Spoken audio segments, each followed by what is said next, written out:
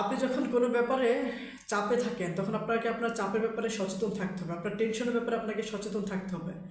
আপনি যখন কোনো বিষয়ে রাগ অনুভব করেন আপনাকে এই রাগের ব্যাপারেও সচেতন থাকতে হবে।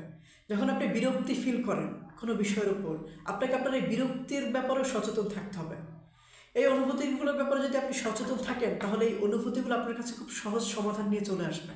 তাহলে এই অনুভূতিগুলো আপনার খুব বেশি ক্ষতি করতে পারবে না। আপনি যখন এই অনুভূতিগুলোর ব্যাপারে সচেতন থাকবেন তখন আপনি বাইরে থেকে এগুলোকে খুব সুন্দরভাবে পর্যবেক্ষণ করতে পারবেন। যেভাবে আপনি পর্যবেক্ষণ করতে পারেন ক্রিকেট, ফুটবল টিভিতে দেখে।